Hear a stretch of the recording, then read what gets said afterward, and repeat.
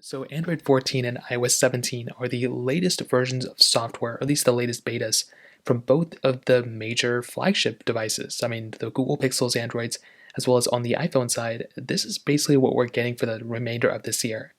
Now, I will tell you, both of these have their strong suits, both of them have their features, but how do they both compare? Now, I honestly don't think either one of these updates were massive updates for their, versions of software. I think Android 14 did bring a lot of cool things to the table, but I don't really think it's this big, massive change compared to maybe like Android. I think Android 12 was a pretty big change, but there are also still a lot of cool features and changes within Android 14 that I'm really happy about. Now, within honestly iOS 17, this was also more or less the same thing. This was also kind of a smaller update. It did bring a few things to the table, like I mentioned before, but for the most part, it's some basic stuff, and I'm really glad they both kind of brought some stuff in. Now, with iOS 17, some of the cool features that I noticed that iOS 17 has that Android 14 doesn't have, at least one of the big things that I saw, was basically the new personalized voice option. So iOS 17 brought a lot of cool accessibility options within iOS 17. So if you click on accessibility here, you basically have this new option of personalized voice or personal voice. So what you can do is you can basically train a machine learning model within your iPhone with your voice.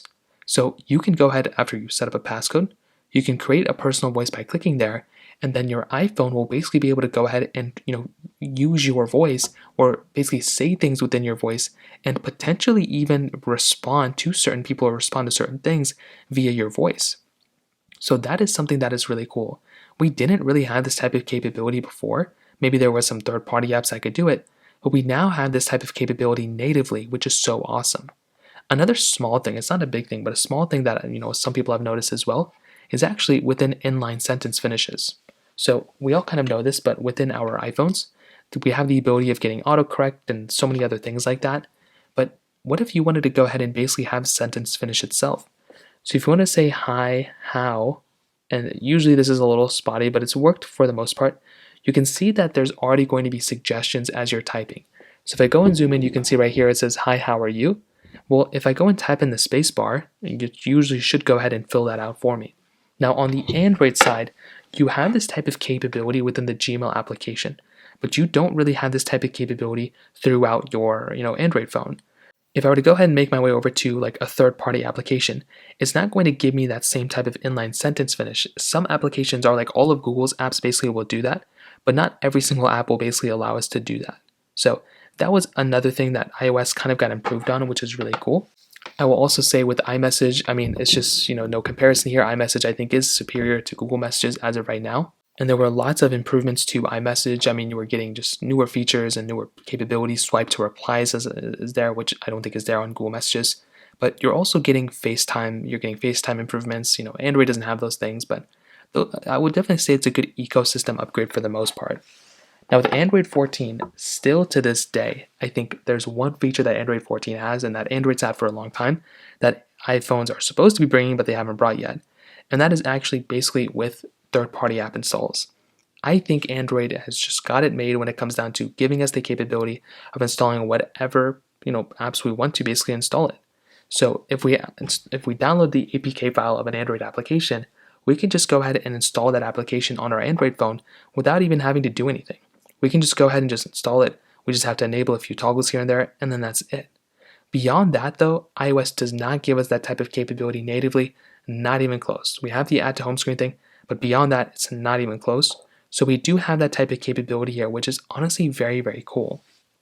Another thing that I saw demonstrated, which I don't know if I have in this specific beta, but we now have basically this predictive back option. So what it can do is it can go ahead and basically give you a little glimpse of what you're swiping back to. So in this case, it looks like within this specific beta, I don't have this type of capability, but on other betas, you do have that type of capability of basically swiping back and seeing what's basically going on with that device or what you're going back to without even having to go back to that specific side. You also have this like app cloning option, which is kind of cool.